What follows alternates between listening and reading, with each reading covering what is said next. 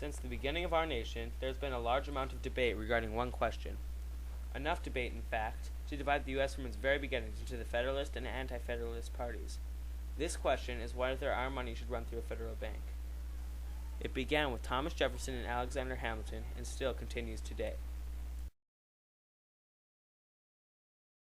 Over a century later, the debate lay still unresolved. In October 1907, a period known as the Panic of 1907 began.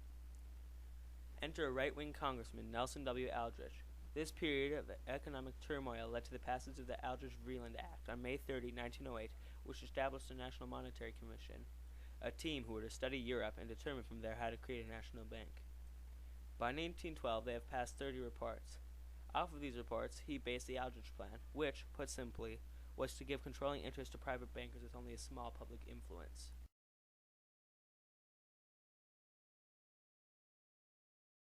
Republicans of the time were strongly in favor of the Aldrich Plan, but, for various reasons, held too little power in Congress to pass it. Democrats also held disdain for the policy because they held the opinion that there should be a central bank, but it should be owned by the government. Conservative Democrats, like Republicans, believed that there should be a private reserve system. However, they also believed these banks should be freed from Wall Street's influence. Eventually, the bill was dropped in 1912 when the Democratic Party won control of the White House and of the government. In 1913, Woodrow Wilson, newly elected to office, wanted to find a compromise between the sides of the debate. From here, there are two main sides to be addressed: the side of Nelson W. Aldrich and Paul Warburg, and the side of William Jennings Bryan. Paul Warburg worked for an economic plan modeling that of Europe. He tried to garner support from Nelson Aldrich, who at first gave him a less than friendly reception. Their goals were a ready reserve of liquid assets so that, when necessary, banks could maximize cash as an asset, yet still affect general conditions only minimally. That reserve would be guarded by a central bank, controlled by a banking community without influence from the government.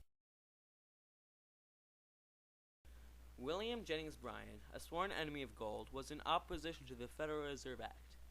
He felt that, were the Aldrich Plan put into effect, big banks would then be in complete control of everything through control of our national finances. It is at this point that one might notice a pattern in the ideologies of the debaters. The official Federalist and Anti-Federalist parties may have died in the early 1800s, but the debate and its sides live on. Now, back to the election of 1913. After this series of financial panics, Woodrow Wilson was pressured by society to do something. He had offered William Jennings Bryan the position of Secretary of State in return for his support in the 1913 presidential election. In order to retain his support, he needed to alter the Aldrich Plan so that the government would influence but not control the Federal Reserve. What he decided was this: the Federal Reserve would be run by a small board of insiders. These must be appointed by the President and approved by the Senate.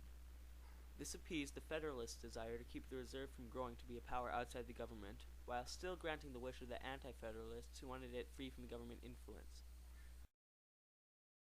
The act was passed on December 23, 1913. Many were pleased, and many were displeased. But did it succeed in helping the economy?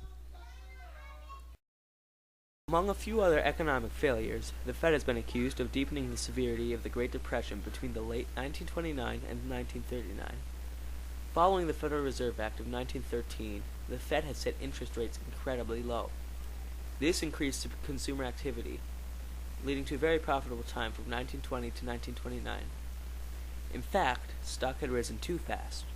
The Federal Reserve, afraid the stock bubble would burst, made the purchasing of stock more difficult via the increase of interest rates. They were aware that the increased interest rates may well cause a recession too, but they accepted the risk in hopes that it would instead cool down the economy. This caused a stock market crash. However, the stock market crash was not the sole factor for causing the Great Depression.